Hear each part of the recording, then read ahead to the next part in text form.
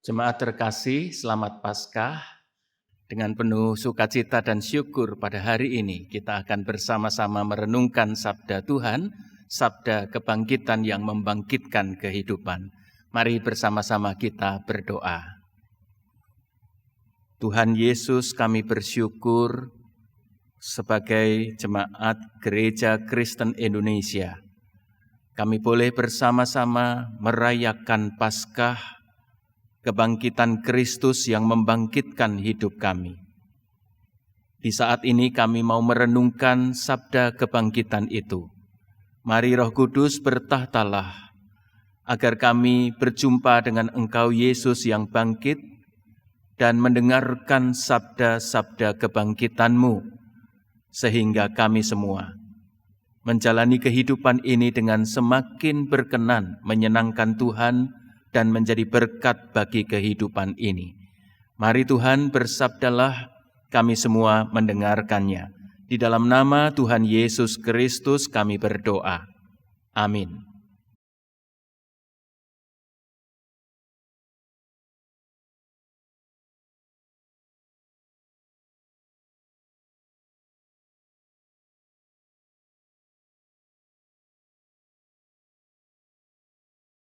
Umat Tuhan, bacaan pertama terambil dari Kisah Para Rasul, pasal 10, ayat 34 sampai ke 43.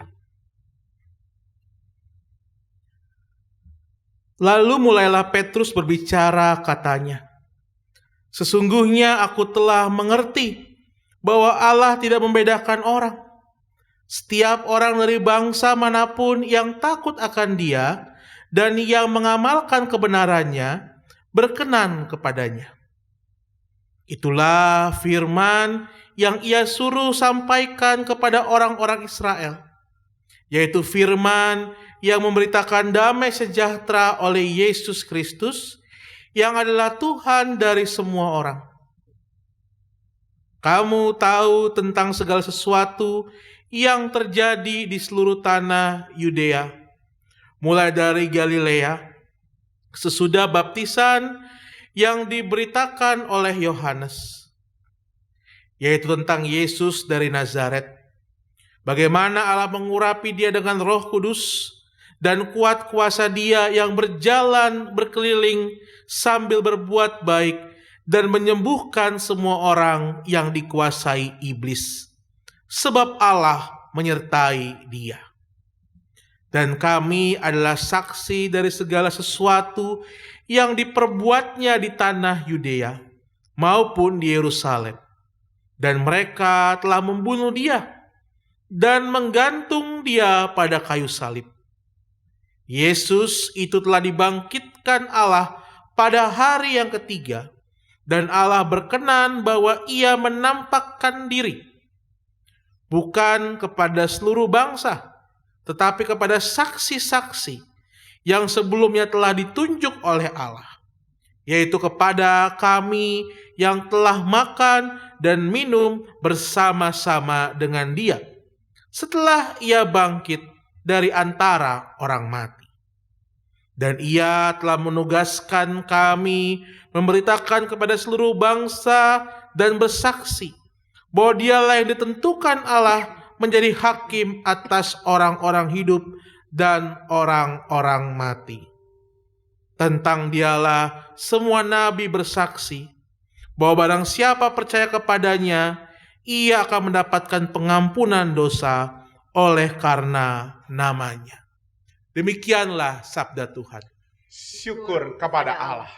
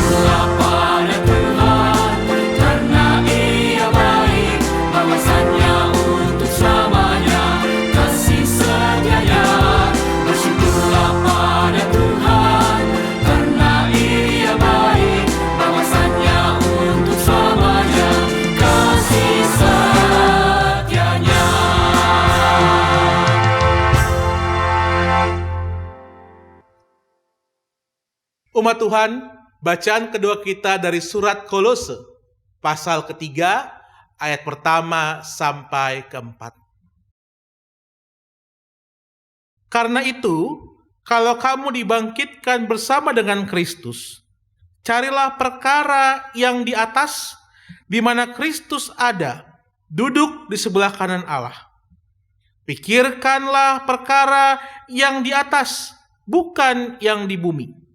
Sebab kamu telah mati, dan hidupmu tersembunyi bersama dengan Kristus di dalam Allah. Apabila Kristus yang adalah hidup kita menyatakan diri kelak, kamu pun akan menyatakan diri bersama dengan Dia dalam kemuliaan. Demikianlah sabda Tuhan. Syukur kepada Allah. Jemaat Tuhan, bacaan Injil Tuhan Yesus Kristus kita akan baca menurut kesaksian Yohanes, Yohanes 20 ayat 1 sampai dengan ayat yang ke-10. Pada hari pertama minggu itu, pagi-pagi benar ketika hari masih gelap, pergilah Maria Magdalena ke kubur itu dan ia melihat bahwa batu telah diambil dari kubur. Ia berlari-lari mendapatkan Simon Petrus dan murid yang lain yang dikasihi Yesus dan berkata kepada mereka, "Tuhan telah diambil orang dari kuburnya dan kami tidak tahu di mana ia diletakkan." Maka berangkatlah Petrus dan murid yang lain itu ke kubur. Keduanya berlari bersama-sama, tetapi murid yang lain itu berlari lebih cepat daripada Petrus, sehingga lebih dahulu sampai di kubur. Ia menjenguk ke dalam dan melihat kain kapan terletak di tanah. Akan tetapi ia tidak masuk ke dalam. Maka datanglah Simon Petrus juga menyusul dia dan masuk ke dalam kubur itu. Ia melihat kain kapan terletak di tanah. Sedang kain peluh yang tadinya ada di kepala Yesus tidak terletak dekat kain kapan itu, tetapi agak di samping di tempat yang lain dan sudah tergulung. Maka masuklah juga murid yang lain yang lebih dahulu sampai di kubur itu dan ia melihatnya dan percaya. Sebab selama itu mereka belum mengerti isi kitab suci yang mengatakan bahwa ia harus bangkit dari antara orang mati. Lalu pulanglah kedua murid itu ke rumah.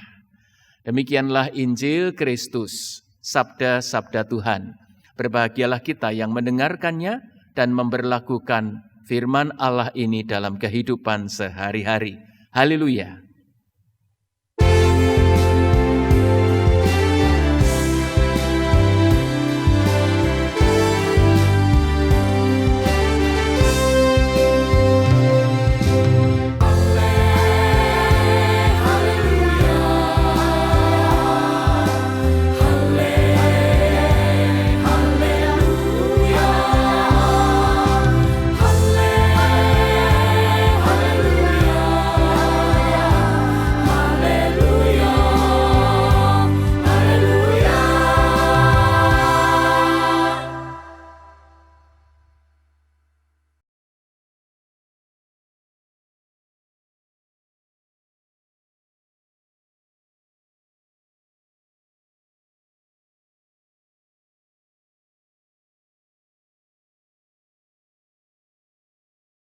Saudara-saudara jemaat yang terkasih, ibadah Paskah dengan firman-firman Tuhan yang sudah kita baca diberi tema Paskah, Tuhanku sungguh hidup.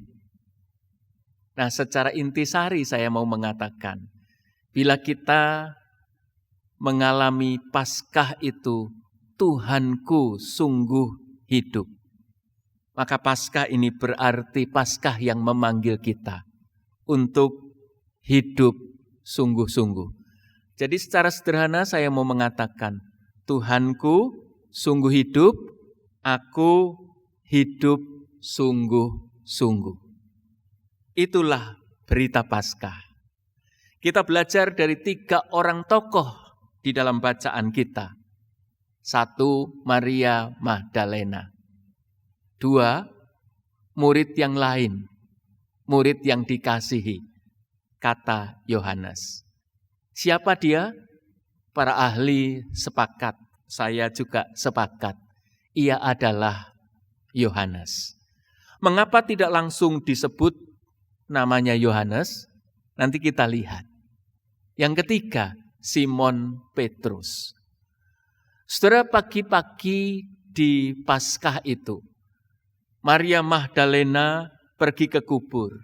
Lalu ia membawa kabar dari kubur kepada murid yang dikasihi, Yohanes, dan kepada Simon Petrus. Inti beritanya adalah pencurian. Mengapa pencurian? Sebab Maria Magdalena itu membawa kabar begini. Batu diambil orang. Tuhanku diambil orang. Dan aku tidak tahu di manakah ia diletakkan. Maka kalau saya renungkan, inti berita yang dibawa Maria Magdalena itu apa? Pencurian. Batu diambil orang, Tuhan diambil orang.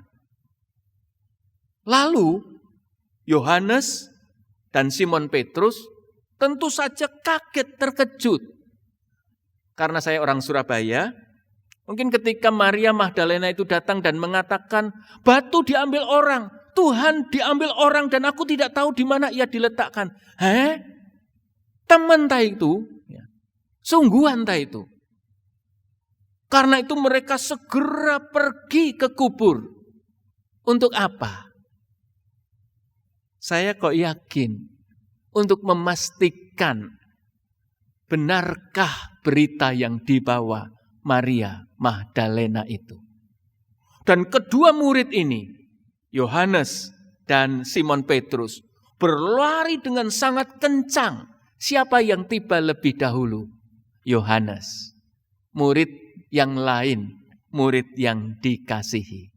Padahal saudara-saudara, Simon Petrus itu lebih sering ditampilkan sebagai salah satu murid yang kalau melihat kondisi fisik dia lebih kuat, lebih berani, lebih gagah. Itu Simon Petrus. Tapi kalah cepat ketika berlari menuju ke kubur dengan Yohanes. Nah, disinilah saya ingin mengajak kita mencoba melihat bagian kecil dari keterangan ini. Mengapa Yohanes tidak langsung disebut namanya, tapi disebut murid yang lain dan ia murid yang dikasihi. Saya merasa, saya yakin, begitulah seorang yang merasakan dia dikasihi, yang merasakan Tuhan begitu mengasihinya. Dia punya kekuatan ekstra untuk berlari bahkan lebih cepat dari Simon Petrus yang dikenal mungkin punya fisik yang lebih baik. Saudara, bukankah begitu kekuatan cinta di dalam kehidupan ini? Cinta selalu memberi energi lebih. Cinta selalu memberi kekuatan lebih. Cinta selalu membuat kita dapat melakukan sesuatu yang melampaui hal-hal yang standar. Dan Yohanes, murid yang dikasihi, membuktikan itu. Ia nyampe lebih dulu dari Simon Petrus. Saudara, adakah itu menjadi juga bagian kehidupan kita? Kita yang dikasihi, kita punya kekuatan, tenaga, kemampuan untuk melakukan hal-hal di luar bahkan yang standar, lebih dari yang standar untuk Kristus dan untuk kehidupan ini. Sayang memang bahwa apa yang sudah baik yang dilakukan oleh kedua murid ini dengan cepat-cepat pergi ke kubur, ternyata membuat mereka hanya sampai pada konfirmasi bahwa berita yang dibawa Maria Magdalena itu benar. Ketika baik Yohanes maupun Simon Petrus mendapati kain kapan, mendapati kain peluh, kain penutup wajahnya itu sudah tergeletak bahkan tergulung, mereka hanya bisa sampai pada pemahaman. Betul berarti berita Maria Magdalena itu. Batu diambil orang, Yesus diambil orang, entah diletakkan di mana. Sayang. Mengapa itu terjadi? Saudara-saudara, kalau membaca dalam ayat yang ke-9 kita tahu, ternyata baik Yohanes maupun Simon Petrus disebut, mereka itu belum mengerti isi kitab suci. Fatal akibatnya. Padahal kitab suci memberitakan bahwa Yesus bangkit. Tapi karena mereka belum mengerti, mereka tidak paham, mereka gagal memahami isi kitab suci, maka yang mereka dapatkan adalah konfirmasi betul berita Maria Magdalena. Batu diambil orang, Yesus diambil orang. Mereka tidak nyampe pada berita bahwa Yesus bangkit, Tuhanku sungguh hidup. Nggak sampai di situ. Saudara, di sini pun kita belajar. Kalau kita tidak mengerti isi kitab suci, maka kita akan mengalami hal-hal yang keliru. Bukan hanya keliru, fatal sekali dalam kehidupan ini. Yesus bangkit, tapi yang mereka tangkap, mereka mengerti adalah pencurian, batu diambil orang, dan Yesus diambil orang. Meleset jauh. Di sini pun saya ingin mengajak, saudara dan saya, kita perlu belajar untuk benar-benar menjadi umat Tuhan yang mengerti isi kitab suci. Tanpa itu, semua salah. Fakta dan data yang kita temukan pun, kita respon dengan salah. Betapa mengerikannya hidup yang seperti itu. Dan Yohanes kemudian mencatat karena hal itu, mereka berdua pulang ke rumah. Saya membayangkan pasti dengan loyo, dengan lunglai. Seolah-olah semuanya the end, tamat, selesai sudah. Yesus disalibkan, mati, dikuburkan, dan sekarang jenazahnya pun hilang. Tamat, tidak ada harapan. Syukurlah, kisah ini tidak berhenti di sini.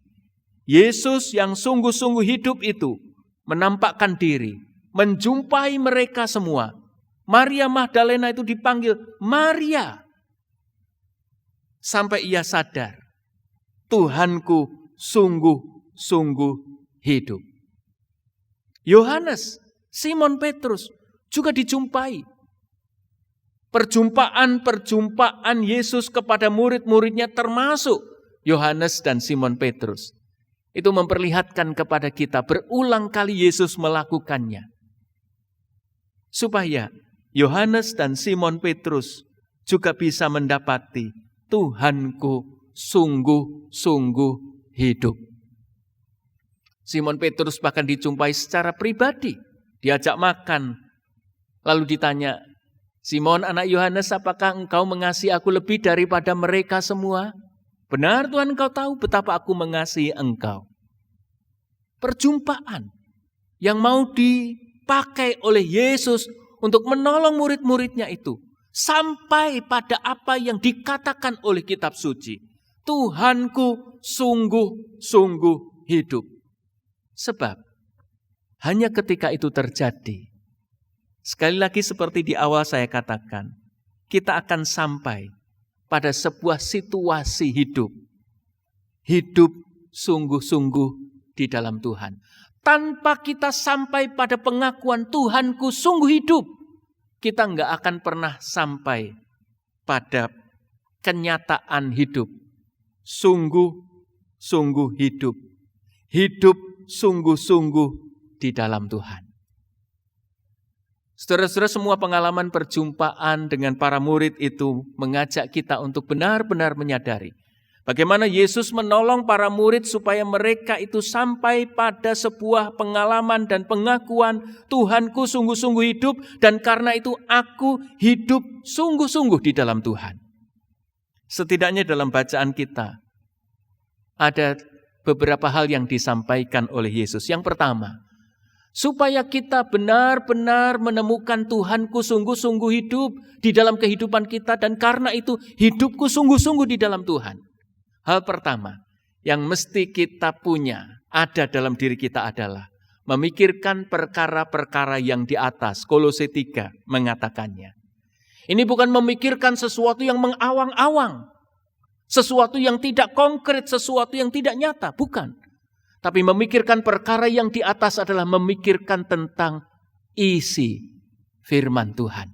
Memikirkan tentang Tuhan dan kehidupan Tuhan. Dan menghadirkannya untuk hidup kita di keseharian, di bumi, di dunia.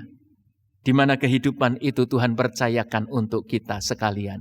Ini sinkron dengan apa yang dikatakan di ayat 9 dalam bacaan kita di Yohanes 20 tadi itu. Hal pertama, supaya kita sampai pada pengakuan dan pengalaman Tuhanku sungguh hidup. Dan karena itu aku hidup sungguh-sungguh. Hal pertama yang mesti ada dalam kehidupan kita adalah kita mengerti isi firman Tuhan, memikirkan Tuhan, memikirkan perkara yang di atas, mengorientasikan dan memusatkan hidup pada apa yang dikatakan firman Tuhan dan memahaminya. Yang kedua, saudara-saudara, wujud nyata dari orang yang memikirkan perkara yang di atas. Dalam Kisah Para Rasul pasal 10, di sana dikatakan, ia akan menjadi orang yang mengamalkan kebenaran. Jadi kalau kita itu mau mengalami Yesus yang sungguh hidup, lalu kita hidup sungguh-sungguh. Kita memikirkan perkara yang di atas, kita memahami firman-firman Tuhan. Maka itu akan berlanjut. Hidupku yang sungguh-sungguh di dalam Tuhan adalah hidup yang mengamalkan kebenaran. Seperti apa mengamalkan kebenaran itu? Kisah Para Rasul 10 mengatakan, ia menjadi orang yang membawa damai sejahtera di dalam kehidupannya. Saudara-saudara, saya punya pengalaman. Satu kali saya sedang bersama dengan beberapa anggota jemaat. Suasananya sangat menyenangkan, ceria, penuh dengan sukacita. Tapi tiba-tiba berubah. Apa sebab? Sayup-sayup terdengar sebuah langkah. Cetok, cetok, cetok. Rupanya ada seorang ibu yang menuju ke tempat di mana saya sedang berbincang dengan banyak orang itu. Set! Berubah. Lalu seorang mengatakan, hei, berhenti. Loh, ada apa? Wonge teko, katanya dalam bahasa Surabaya. Orangnya datang. Saudara-saudara, orang itu belum sampai di lokasi. Orang itu belum mengatakan apapun, belum melakukan apapun, baru terdengar suaranya dari kejauhan. Apa sebetulnya yang terjadi? Oh, rupa-rupanya punya dengar. Orang tersebut adalah orang yang rupa-rupanya dalam kehadirannya, dalam apa yang dikatakannya, dalam apa yang dipikirkannya, dalam apa yang dilakukannya, meniadakan damai sejahtera. Ia jadi orang yang tidak dikehendaki kehadirannya. Moga-moga tidak ada di antara kita yang menjadi seperti itu, yang kehadiran kita itu tidak diharapkan karena kita tidak menghantar damai sejahtera. Tapi syukur, dalam pengalaman pelayanan saya juga pernah berjumpa dengan seorang yang rupanya kehadirannya sangat diharapkan. Jadi kalau ada acara apapun ini, kalau ia tidak muncul, beberapa orang bertanya, lu kok nggak datang ya? Bahkan ada yang kemudian menelepon, Pak, di mana? Nggak datang dah. Kehadirannya itu sangat diharapkan. Apa sebabnya? Saudara-saudara, ternyata sebabnya adalah karena ia itu setiap kali ia hadir, ia membawa suasana yang penuh sukacita. Menghidupkan suasana, memberi damai sejahtera. Adakah hidup kita yang mengalami Tuhan sungguh hidup dan kita hidup sungguh-sungguh di dalam Tuhan, mewartakan sebuah ciri bahwa kita membawa damai sejahtera di dalam kehidupan ini? Lanjut, Kisah Para Rasul 10 mengatakan, seperti Yesus yang sungguh-sungguh hidup itu, yang hidupnya sungguh-sungguh di dalam Bapa, hidup sungguh-sungguh di dalam Bapa. Dikatakan selanjutnya, mengamalkan damai sejahtera itu berwujud pada dia berjalan berkeliling, dan sambil ia berjalan dimanapun ia berada, ia menyatakan pekerjaan-pekerjaan baik dan membebaskan orang dari kuasa iblis. Saudara-saudara, ini sangat menarik. Sebuah ciri orang yang menemukan Tuhan yang hidup, ia hidup sungguh-sungguh di dalam Tuhan, ia mengamalkan kebenaran, ia membawa damai sejahtera, dan di dalam pergerakan hidupnya, dalam setiap gerak hidupnya, ia menyatakan pekerjaan baik. Dan pekerjaan baik itu berupa pembebasan pada kuasa iblis. Karena Yesus yang sungguh hidup, Dia yang bangkit, Dia yang menang, Dia mengalahkan maut, Dia mengalahkan kuasa, termasuk kuasa iblis di dalam kehidupan ini. Jadi perenungan kita di hari Paskah ini, di situasi pandemi dengan era barunya, saudara-saudara, kita diajak menjadi jemaat GKI yang benar-benar menemukan bahwa Paskah ini Tuhanku sungguh-sungguh hidup. Tapi itu nggak boleh berhenti pada pengakuan Tuhanku sungguh-sungguh hidup. Kita mesti sampai pada sebuah praktik kehidupan. Hidup sungguh-sungguh di dalam Tuhan yang sungguh hidup. Ciri utamanya memberitakan apa yang baik, membebaskan orang dari kuasa iblis. Selamat Paskah, Tuhan kita sungguh hidup. Mari hidup yang sungguh-sungguh di dalam Tuhan yang hidup. Tuhan Yesus memberkati. Amin.